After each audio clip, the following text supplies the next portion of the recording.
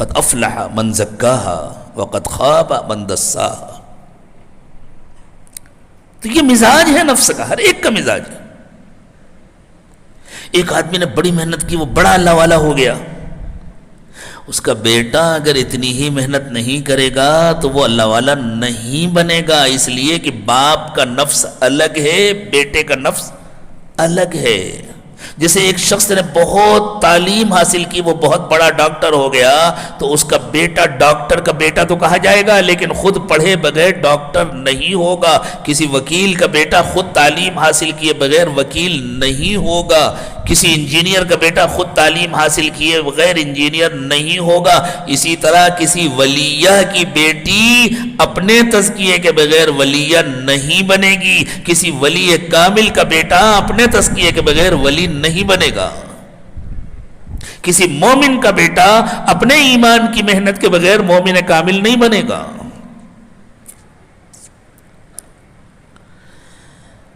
اب اگر ایمان تو ہے لیکن تزکیہ نہیں ہے تو پھر کیا ہوگا؟ بندہ کرے محنت، توبہ کرے،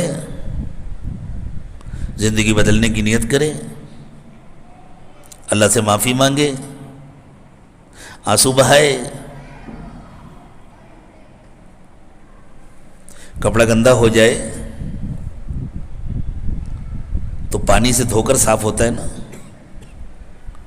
گندگی زیادہ ہے تو پانی کے ساتھ ساتھ ذرا صابن بھی لگانا پڑتا ہے. صابن سے، ڈٹرجنٹ سے، پاؤڈر سے اور ساتھ میں پانی سے کپڑا صاف ہوتا ہے. بالکل اسی طرح توبہ کے صابن سے اور ندامت کے آنسوؤں سے دل صاف ہوتا ہے، من صاف ہوتا ہے. اور اگر زمین گندی ہو جائے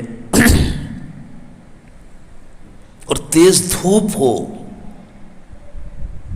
سورج کی گرمی پڑے اور وہ ساری گندگی سوکھ کر ختم ہو جائے، اس کا کوئی نشان باقی نہ رہ جائے، تو زمین پاک ہو جاتی ہے. اتنی پاک ہو جاتی ہے کہ اس پر نماز پڑھی جا سکتی ہے. کوئی نشان باقی نہیں رہ گیا تو اتنی پاک ہو جاتی ہے کہ اس پر تیمم کیا جا سکتا ہے. بالکل اسی طرح جب بندے اور بندیاں اللہ کو یاد کرتے ہیں، ذکر کرتے ہیں، اور اس ذکر کے نتیجے میں اللہ تعالیٰ کا کرم ہوتا ہے اور مختلف تجلیات کی شکل میں اس کے دل پر روشنی پڑتی ہے.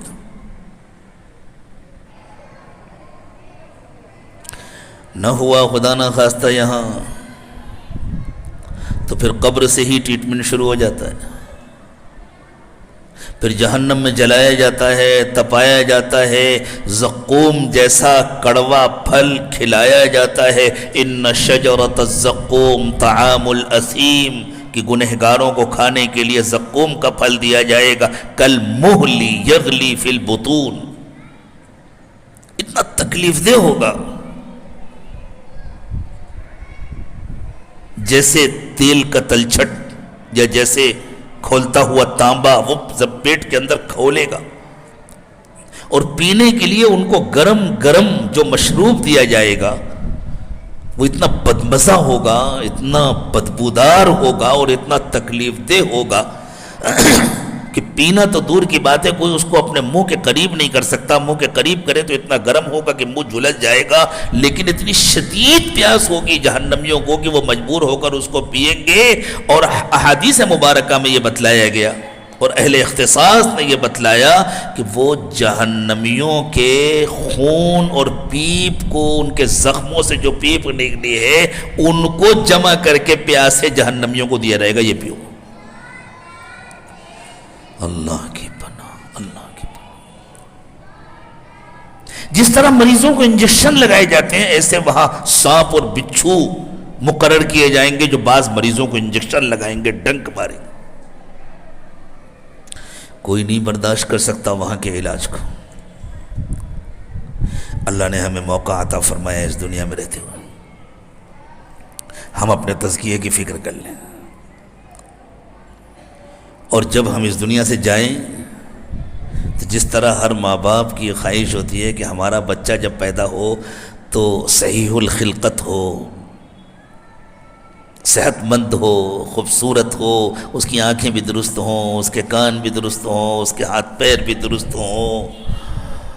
اللہ کے نبی صلی اللہ علیہ وسلم کی بھی یہ تمنا ہے کہ میرا ہر امتی مرد یا عورت جب اس دنیا سے رخصت ہو تو وہ بالکل صحیح الاخلاق ہو، اس کا ایمان بھی درست ہو، اس کے اعمال بھی درست ہوں، اس کے اخلاق بھی درست ہوں، تاکہ اس کو جنت کی نعمتیں ملیں۔ اللہ ہمیں، مجھے اور آپ کو توفیق دے کہ ہم اپنے آقا و مولا، اپنے سب سے بڑے محسن و مربی حضرت محمد صلی اللہ علیہ وسلم کی اس تمنا کو پورا کریں اور اپنے کو ٹھیک کریں۔